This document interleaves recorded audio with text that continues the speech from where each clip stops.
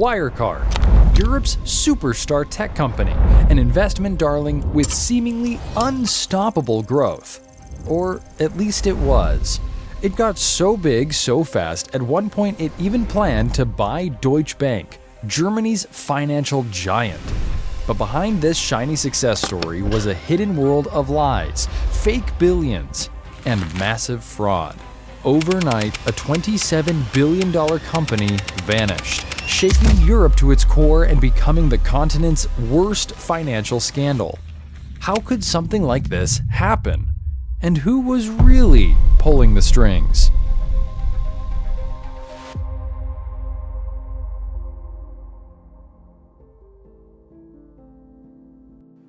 Paul Bauer didn't look like your typical financial mastermind. In trendy sneakers, designer jeans, and sporting a permanent tan, he seemed more like an aging rock star than a businessman. But everything changed in 1997 on a routine flight from Munich to Berlin. A casual conversation steered unexpectedly toward the adult media business. Paul Bauer, already making money selling skate gear, found himself sitting next to a photographer for Hustler, the infamous adult magazine created by Larry Flynt. Opportunity struck when Bauer learned Hustler had no German distributor. Within weeks, Bauer was shaking hands with Flynt in Beverly Hills, agreeing to license and distribute Hustler in Germany. Just like that, he stepped into the adult media business. Back in Munich, it took Bauer just 3 magazine issues to realize print was a dying industry. He saw the internet was the future, and he had unlimited adult media content at his fingertips. But how could he monetize it? Bauer founded Electronic Billing Systems, or EBS, and hired a young local programmer who developed basic software to bill customers online. These were the days of dial-up modems. Customers could access adult content by dialing premium rate numbers, charges discreetly hidden on their phone bills. Soon, Bauer's system was operating across more than 20 countries, bringing in a flood of money. But he didn't stop there. Bauer needed another payments processor to improve the technology. In 2001, Wirecard, a struggling payment processor across town, collapsed under a shortage of clients. Seeing a golden opportunity, Bauer bought Wirecard's assets, its software, furniture, and even its name, for a mere €500,000. Under Bauer, Wirecard quickly became the crown jewel of EBS, handling millions of credit card and debit card transactions worldwide. By 2004, Bauer had its sights set on something new: Wirecard's digital wallet designed specifically for gambling and other risky online businesses. While online gambling was legal in places like the UK, in many other countries its legality was murky, unregulated, or outright banned. Banks around the globe refused to process gambling payments, routinely blocking transactions flagged with the merchant category code 7995, specific for online gambling. Wirecard found a workaround, quietly coding millions of dollars in gambling transactions as regular, harmless business, a deceptive practice that earned them huge commissions in the process. Wirecard had yet another bold idea: a plain, white, prepaid card linked directly to gamblers' digital wallets. Winners can now withdraw cash anonymously at ATMs worldwide, completely avoiding scrutiny. This clever workaround bypassed MasterCard and Visa rules, slipping past regulators unnoticed. But to keep running, Wirecard needed cooperation from financial institutions that chose profit over caution, quietly enabling Bauer's increasingly risky schemes. The perfect opportunity arrived in 2006 when Wirecard bought a tiny bank called XCOM for €18 million. Owning XCOM gave Wirecard a powerful edge over its competitors. Now, Wirecard could issue its own credit and debit cards stamped with Visa or MasterCard logos, expanding its global reach significantly. But the ultimate advantage of owning a bank was unfettered control. Wirecard no longer needed to depend on other financial institutions. With its own bank, Wirecard could seamlessly process payments, operating entirely on its own terms, free from oversight and scrutiny. But the bigger Wirecard got, the more tired Bauer became. The company he built on hustle had ballooned into a corporate machine of endless meetings and management layers. The thrill of the build, the hustle of the early days, was gone, replaced by corporate drudgery. For a man like Bauer, it was a signal. He decided it was time to cash out. Selling to competitors was out of the question, so he hatched a plan, taking Wirecard public through a clever financial trick known as a reverse takeover. Normally, if a company wants to go public, it has to go through an initial public offering. It's a long and complicated process that takes a lot of work. Once it's done, the company gets listed on a stock exchange and its shares can be sold to the public. But with a reverse takeover, it works differently. Instead of going through an IPO, you buy a company that's already listed on the stock exchange. This lets you go public much faster and with less hassle. Wirecard would absorb a nearly worthless public company from Berlin with a troubled past. By December 2004, Wirecard had stepped onto the stock market stage. Now on the public market, Bauer held the ultimate lottery ticket. He could sell his shares at peak value, cashing out for a fortune whenever the price soared. Wirecard was unstoppable, gobbling up competitors across Europe. With every glowing report, Wirecard's stock price climbed, pushing its value past the €1 billion mark. The company looked like a rocket ship, and for Paul Bauer, it was the perfect launchpad for his escape. And just like that, Paul Bauer walked away. By the end of 2007, he had sold all his shares. In his place came someone else, a man who would take Wirecard to even greater heights. But with him came secrets, shadows, and a plan that no one saw coming. The real story was just beginning.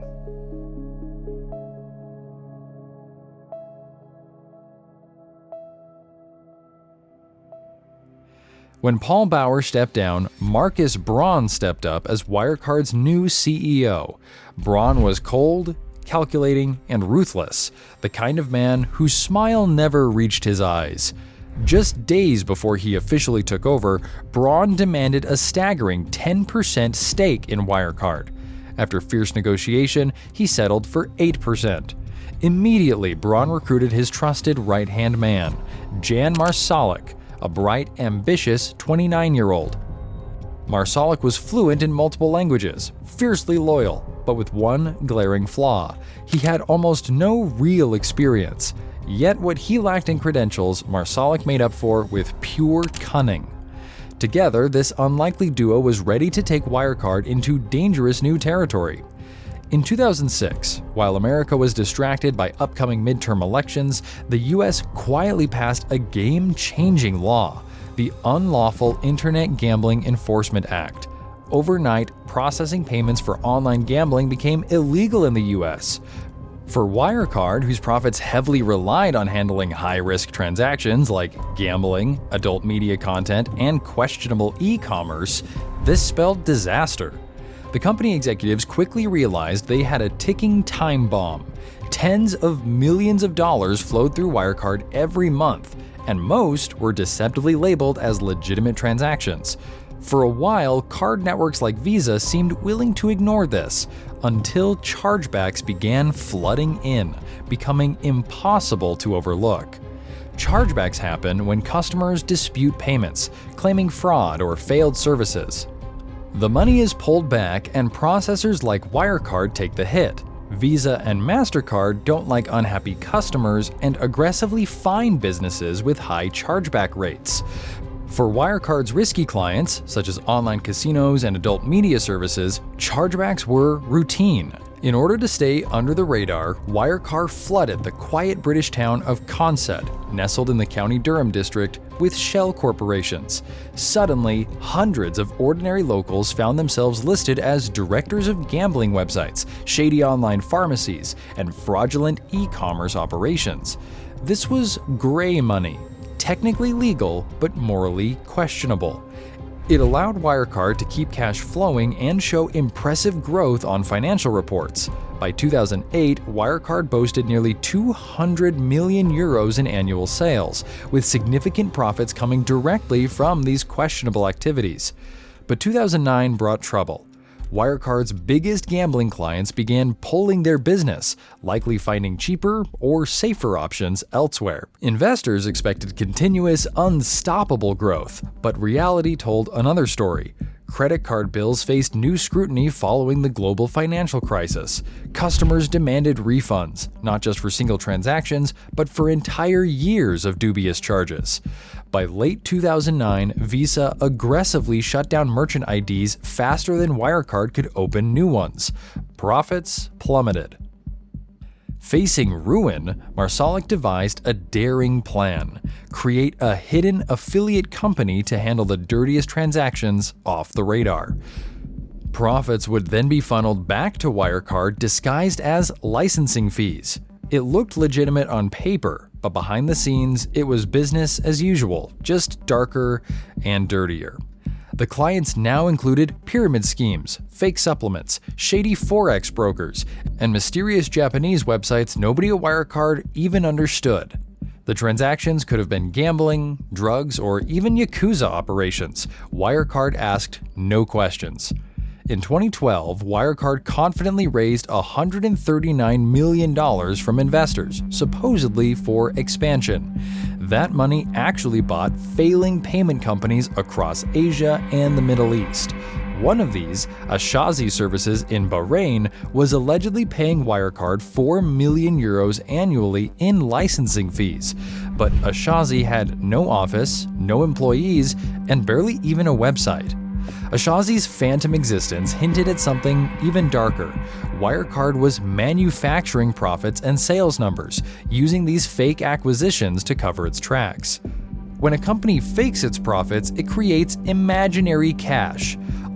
Auditors expect to see this cash in bank accounts at year-end. To avoid suspicion, Wirecard used the acquisitions to explain the disappearance of this fake cash. Every December, just before the year's financial close, Wirecard announced yet another acquisition, conveniently timed to erase non-existent money from their books. As Wirecard grew, the fraud ballooned alongside it. The deals got bigger, the lies grew bolder, and the deceit deeper. But what the world had seen so far was nothing compared to what was coming next. Wirecard's darkest, most shocking secrets were still hidden beneath the surface. The real deception was just about to begin.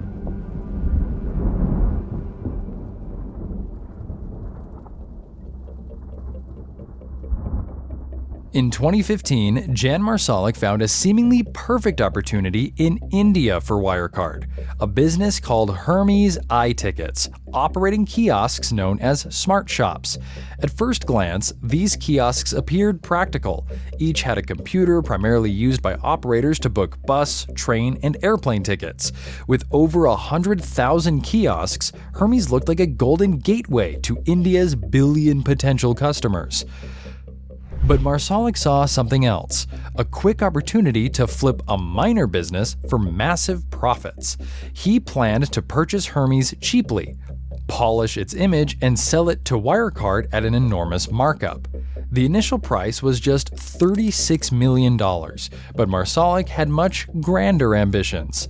The real challenge was creating a believable story to fool auditors, journalists, and regulators. To pull off the scheme, Marsalek established an investment fund in Mauritius named Emerging Markets Investment Fund 1A. The fund would purchase Hermes first, creating a legitimate appearance, and then resell it to Wirecard at a huge profit. Marsalek played both buyer and seller in this carefully orchestrated illusion. Everything was set for Wirecard's biggest deal yet. On March 25, 2015, Hermes was officially sold to Emerging Markets Investment Fund 1A for $36 million.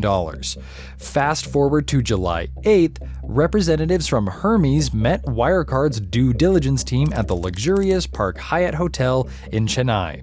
After breakfast, they presented a brief, superficial overview of the smart shops, boasting exaggerated future projections and vague promises about financial inclusion. A quick tour of a few smart shops followed, then smaller groups tackled technical, financial, and legal details. And who signed off on this farce? None other than KPMG, one of the world's big four accounting firms. They gave the deal their stamp of approval, a seal of legitimacy that was all Marsalek needed. With a trusted name like KPMG vouching for it, who would dare to question the deal? The negotiation fell squarely on Marsalek's shoulders. Hermes boldly demanded $500 million, claiming there was significant private equity interest, a claim that amused Wirecard executives. Marsalek smoothly negotiated down, finally settling at $340 million. Wirecard announced this major acquisition on October 27, 2015. Interestingly, there was no mention of the Meritus Fund anywhere in the official statement. What seemed like an ambitious acquisition was nothing more than an elaborate deception. Insiders walked away with hundreds of millions at the expense of Wirecard's investors. But Hermes was just the tip of a massive iceberg. Wirecard's cash flow was deliberately complex, cleverly hiding a huge web of fake sales and imaginary profits. Being part technology firm and part bank, Wirecard's finances were intricate, making it easier to disguise shady transactions. The company regularly claimed millions in sales that had never actually been paid. Accountants call these trade receivables, and by now they had ballooned to around $250 million. Most of Wirecard's declared profits were pure fiction. Across Asia, Wirecard had a supposed network of offices. Later, investigators would find nothing in Laos, barely anything in Cambodia, and shockingly little in Vietnam, where Wirecard's office resembled a simple cafeteria with only a picnic table. Wirecard had paid $21 million for that operation. In the Philippines, Wirecard claimed a major partnership with a payment processing company supposedly based 3 hours outside Manila, near Cabanatuan. The office turned out to be just a family home where residents had lived for over 50 years, completely unaware of any payments company. This mysterious partner allegedly owed Wirecard millions in unpaid commissions, but local government offices had no record of such a company. The partner was entirely fictional. Wirecard referred its shadiest clients to these invisible partners, earning lucrative commissions without handling transactions directly. Rumors hinted at disturbing possibilities, particularly given the Philippines' notorious reputation for illicit activities, including adult tourism, with extremely lax legal age restrictions. But Wirecard asked no questions and kept the facade going, even as reality unraveled. Ultimately, everything pointed to one chilling truth: Wirecard's income from its Philippines partner was entirely fake. The partner didn't exist. None of the money was real. Yet, just as the truth started coming out, Wirecard decided to go even bigger. They planned the largest deal in German history, a deal so huge it was bound to end in disaster. Hey there, quick favor, if you're into scandals, fraud, and dirty money, smash the subscribe button and hit that notification bell to stay updated. Don't let anyone keep these stories from you.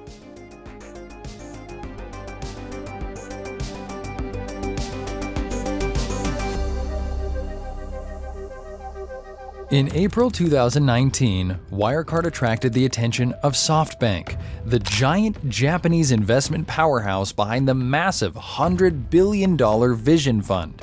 SoftBank was famous for betting big on promising tech companies like WeWork, using huge amounts of money to outspend and crush competitors. They saw an opportunity in Wirecard, believing they could easily repair its damaged reputation. Wirecard CEO Markus Braun quickly saw the advantages. With SoftBank's backing, Wirecard could gain instant credibility, attract new customers, and buy up smaller rivals. SoftBank, known for clever and complicated financial deals, proposed lending Wirecard $1 billion through a convertible bond, a special type of loan that could later turn into stock ownership. But SoftBank was smarter than Wirecard realized. As soon as SoftBank received the convertible bond from Wirecard, they flipped it, selling it immediately to eager investors through Credit Suisse. Within days, SoftBank got back their entire $1 billion plus an easy $60 million in profit, all while keeping rights to some Wirecard stock if the price rose in the future. Essentially, SoftBank had pulled off a flawless financial trick, buying a mansion, quickly selling most of it, keeping the best parts, and walking away richer without any real risk. By July 2019, Wirecard's market value hit a staggering $19 billion. Marsalek, feeling invincible, dreamed bigger. He proposed a bold idea. Wirecard would buy Deutsche Bank, Germany's massive, troubled banking giant with assets totaling $1.4 trillion. Deutsche Bank was historically mismanaged and undervalued. Despite its enormous size, Wirecard briefly had a higher market value, making Deutsche Bank a tempting target. Marsalek imagined merging Wirecard's sketchy finances into Deutsche Bank's enormous balance sheet, effectively hiding all problems forever. Braun met Deutsche Bank's top executives and politicians at high-level meetings, including a critical encounter before the prestigious Munich Security Conference. Braun suggested transforming Deutsche Bank from an old-fashioned bank into a sleek technology giant. Powerful German political figures like Annegret Kramp-Karrenbauer, who was expected to succeed Angela Merkel, Chancellor of Germany at that time, seemed supportive. Even Germany's deputy finance minister, Jörg Kukies, a former Goldman Sachs banker, appeared interested. If Marsalek and Braun succeeded, it would be the greatest financial heist in history, taking control of Europe's most significant financial institution. With Deutsche Bank's massive resources, Wirecard could hide its questionable financial activities forever. Marsalek and Braun loved the audacious plan, but they knew timing was crucial. They decided to wait until Wirecard's share price rose to $160, valuing the company above $20 billion, far surpassing Deutsche Bank's market value. Only then would they strike, from a position of undeniable strength. By September 2019, Wirecard's stock was close, hovering around $140. With millions in freshly borrowed funds, Marsalek prepared for the next bold step. But fate had other plans. The ambitious takeover of Deutsche Bank was never meant to happen. Behind Wirecard's confident facade, a storm was brewing, ready to destroy everything.